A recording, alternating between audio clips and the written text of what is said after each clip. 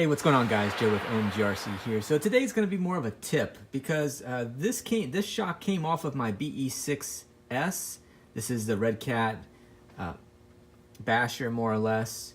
Anyway, my problem is trying to get the cap off of here. I've already removed a couple of the caps, but my very first one that I tried to attempt, I probably took a couple hours trying to find a way to actually remove this, the cap off of here. So what I had to do at the end of it all is first I had to wash this thing really well so there's no residue of any oil or anything like that, because it was leaking. It is leaking. So what I needed to do, so what I'm going to do is I'm going to go ahead and wash this up with some dish soap first of all, so that way it's nice and clean and there's no oil residue. Then that way I can go ahead and put, now I'm using, this is what I had just laying around. So I got lucky because I just was scavenging for something to get a little bit of grip. I was using actually like Gorilla Tape, wrapping it around the actual shock itself and trying to get a little bit more grip on there. I was even wrapping things around it within the tape to try and get some grip on this and actually turn it. You know, I don't want to damage this, so that's why I was trying to do everything with keeping that in mind. Nothing worked until I actually put it into this heater hose, more or less. And I was able to get it because I was looking online. No one else had really anything on there, and other ones had like, you know, this is completely smooth, this whole entire cylinder. So there's nowhere to actually put like a wrench on there and grab it, and that way you can turn this off of there.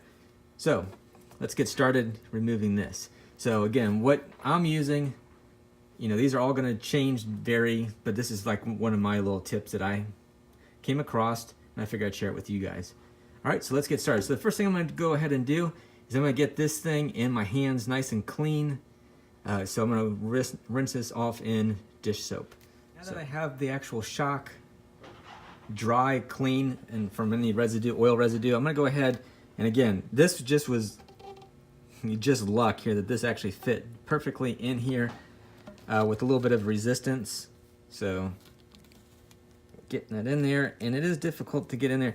So maybe if you can find some other hose to wrap around it, get lots of grip. Now even also my vise, again, something nice is that the fact that, well, it has rubber grips on it. And I do have another vise that's all metal, but you know, I'm trying to keep this thing as nice as possible without scratching it all up. And I don't want to put too much pressure on the actual aluminum shock because, well, then you're gonna end up bending it as well. So you don't want to go too hard on it, but I'm going on there where it's pretty snug. And then I'm just using, you know, this little Craftsman screwdriver just to kind of put that in here and try to give it a cranking. And as you can tell, that thing was really on there. So and you guys can see, just trying to get this thing off of here is no joke. You know, usually just comes off with ease, but not in this case here. So I'm gonna go ahead and loosen this up so my oil doesn't dump out when I'm almost down at the end here of taking this cap off. All right, so, and these things, like I said, they were leaking anyway. Just want to make sure. It still has a lot of resistance. So somebody at the factory or somebody, I don't know who, but they really did a number on this one here. There's no need for this thing to be on there that secure. That's just ridiculous. Let's see if we can notice any kind of,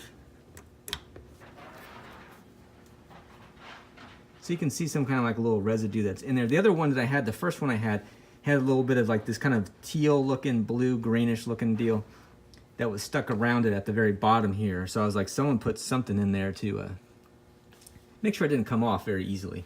And I used a heat gun and everything else. So what I'm just doing is I'm just basically recycling here and just pouring the oil back in so I don't lose all of it. And then, but yeah, that's pretty much my tip on that. I just want to go ahead and I put the cap back on. Get it on there enough so I can actually remove the shock out of here.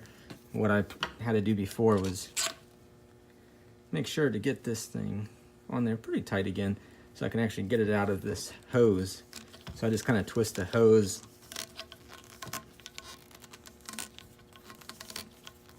Because it's got some grip to it.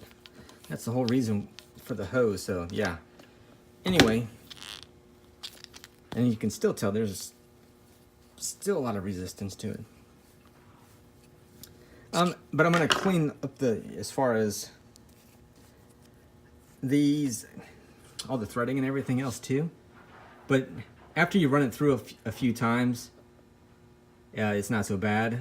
And I'll just clean them up a little bit more. But anyway, I figured I'd kind of share that with you guys. Maybe that might help someone else out there as well. You know, just another idea to kind of throw out there. So anyway, this is Joe with OMGRC. You guys take care. Thank you for watching. Later.